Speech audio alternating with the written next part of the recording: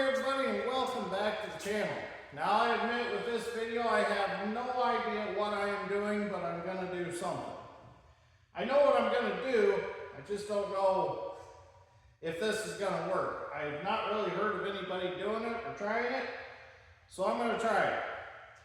So this overhead door right here in my new shop was intended for the utility tractor to come through and my side-by-side and the ATVs, anything small. I kind of call it the toy door. I want to be able to come up to here, hit a button in the side-by-side and drive right in the building.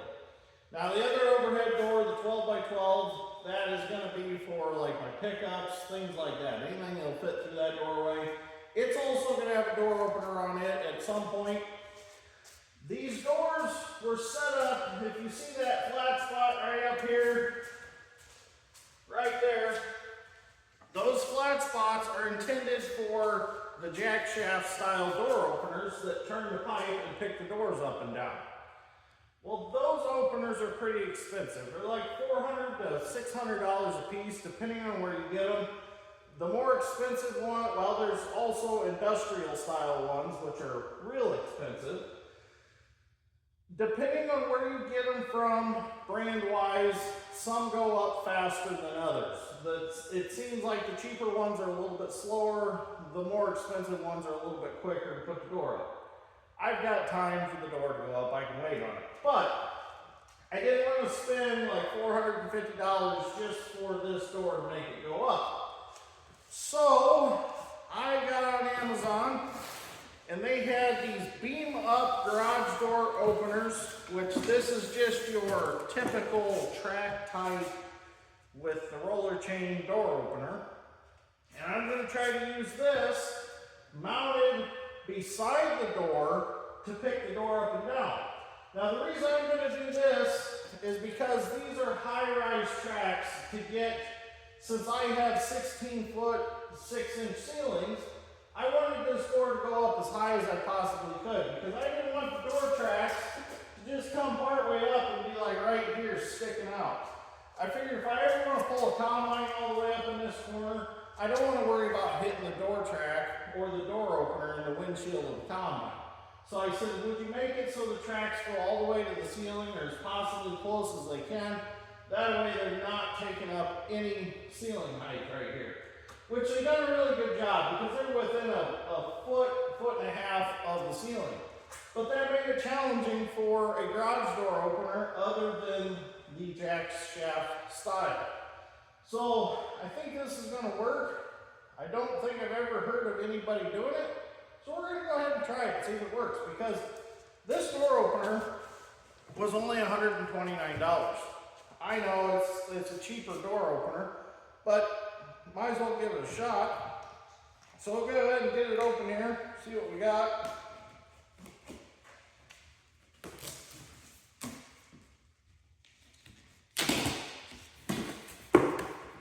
Let me bring the camera over here so you can see it a little closer. You're a little bit far away. Alright, so I think this video is going to go on my other YouTube channel because if I start doing too many off-topic videos on dirt grain and steel, it kind of hurts my algorithm. So I think I'm going to put this one on dirt grain and steel after hours. Alright, so we have our door opener, which it's a nice size unit. It's not super big. I like that. I think this is going to be something we can work with. We've got our eyes for our safety. They're right here. These are actually pretty nice. I like how them are all guarded. Yeah, I like this.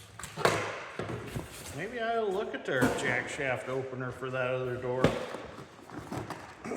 Got our roller chain and our cable. All that stuff there. Got our, this is to lock and unlock our opener so if power's out. Everything is in its own little compartment in here. Got rollers, the release rope,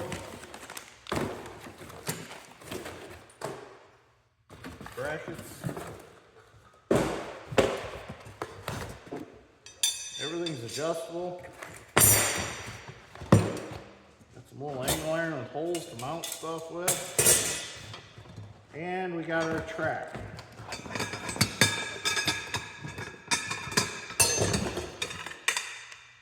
All right.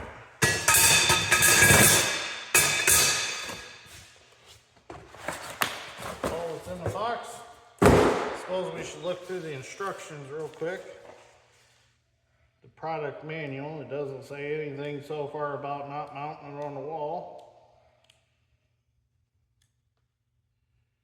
Yeah, I think we can make something work here. All right, let me get this all laid out and we'll get at it.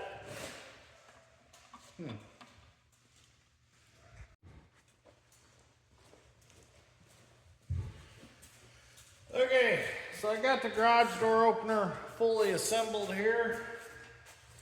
And this is what I had in mind. Come over here. Set this just like so. Oh, like that, like that. Just like so. And is it really gonna be that stupid simple?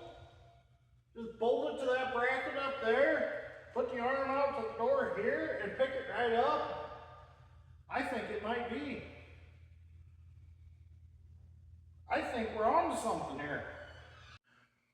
Well, I got way behind in this video. I actually had to go do some other things today, and I come back and I jumped on this project and I got it to work. There's some things that I need to do a little bit differently, but the concept I wanted to do works. So I got the eyes facing each other up there. Just clamp them onto the tracks for now. I need to bring the wires down, put them down here the way that they're supposed to be technically. So what I ended up doing was I drilled some holes and I bolted the door opener right to the angle iron that they bolted to the building, and that worked out perfectly. Used some 3/8 Lawson's bolts, grade 5 up there. It's mounted nice and solid up there. So what I did was I just put the end on the opener track down here that is actually supposed to screw to the wall. I'm going to Tapcon that to the floor. I didn't want to do that until I knew this was going to work. But since I know that I think it's going to work out, I can go ahead and anchor that to the floor. I took the arm that is actually supposed to bolt in the middle of the door with the bracket, and I cut it off, and I came out with it. I used the original bar here. I came out because as these tracks go up, when they get higher, they start to lean away from the wall. So I needed some clearance. I didn't want to have it tight all the way up here and then get up there and rub the track. So there was already a hole here. I just cut this end off, moved that hole over. This was the original step that you push down on to lock the door.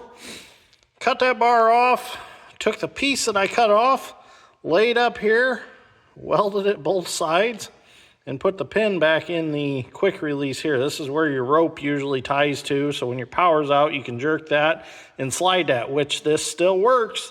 That's fully functional. So if the power's out, I can come in here, flip that, and we can still pick the door up. So the only thing that I've noticed that I need to change, let me grab the door button. I went through the whole programming, and actually this door opener, this beam up door opener, is really easy to program. It wasn't bad at all. It was kind of tricky because all the programming stuff is on the top of it now instead of on the back of it if it was a normal installation. So I had to get cousin Matt's scissor lift up in here, and I had to get up in the scissor lift and do all the programming from up there. But super simple to do. Basically all you do is you manually raise the door up with the buttons, and you hit the, can't remember what the button says, but you hit that button, then you do your cycle down, get it where you want it, hit that button, and then you toggle through and both lights will light up, and then you just hit your door button up and down and it goes up and down. And then it's real simple to set the remote. Wasn't hard at all. So really easy to set this up. For $129, I'm pretty impressed with the quality of this door opener. So now I'm gonna hit the button, and here's what I don't like. I don't like how flimsy that is. Watch it go. See how it does that? And it would help, I need tightening bolts up. But what I think I'm gonna do is I'm gonna make my own bracket. Look at that, nice and smooth, comes to a stop. Now actually I could have went just a touch higher.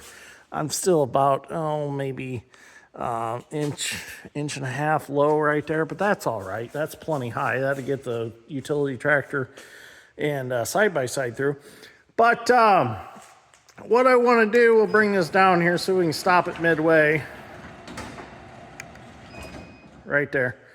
So what I want to do is I'm going to make a whole new bracket here and catch more of this panel, and that way I can put some more bolts in it. And I can't really do much with this because this is plastic, but it's really not hurting it. I don't think it's really hurting it at all.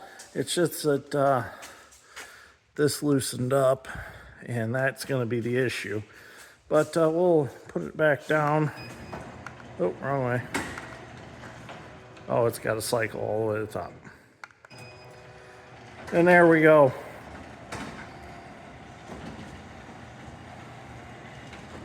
Modern solutions for modern problems. I like that. I really do. I'm going to get that bracket made up. I'm not going to make it tonight. It's already late. We actually set the rafters or trusses on the new garage up at the house today. So I had to run a crane truck for that. But just got to do something with that. And I don't think it's going to take much. I got the arc droid. I'll design some kind of bracket, cut it out, and bolt it on. But hey, it can be done. No need to buy the $450 door opener when this works. I think this is going to work out just fine. And so what if it only lasts like 2 years? With the price of that opener, big deal. Swap out the opener. Or swap out that plastic piece. I like it. I like it a lot. This is going to work out great. I can put this button in the side-by-side. When I run over to my parents, feed the cows, and come back, hit the button, drive in, shut the door. If it's raining, fly in here, open the door, fly in, get in the dry. Don't have to worry about opening the other doors. But yes, it can be done. And I did it. I don't think if anybody else, I have not found a video yet of a door opener mounted this way. I'm sure I'm going to get some hate in the comments, and then I'm sure I'm going to get some good ideas on how to make it better. So either way, make some comments. Let me know what you think. If you enjoyed this video, I would really appreciate if you give me a like and a subscribe, but you don't have to. But it's always nice to get those. So thank you for watching. I'll see you all in the next one. And I'll show you as time goes on, when I come up with the upgrades for this, I'll show you what I did and share it with you. And nice thing is, really, there's no sprocket down here or anything for anybody to get pinched on. Actually, I think I can tighten that cable up a little bit. That's getting a little loose, but I figured it'd wear in. But the sprockets and drive are all up there, so there's no risk of getting your fingers in it. You'd have to get up there on a step ladder and shove your fingers in it. So other than maybe a little kid could get a finger in there, I don't know, or get caught on it as it goes up. But really, another thing I could do is I could make a cover somehow to cover this whole deal. And the nice thing is it's not going to affect my hose reel. So I can pin my hose reel back on here and it'll be behind it. So that'll be great. So all right, thank you for watching. I'll see you all next one. Have a good evening or have a good morning, depending on where you're at around the world.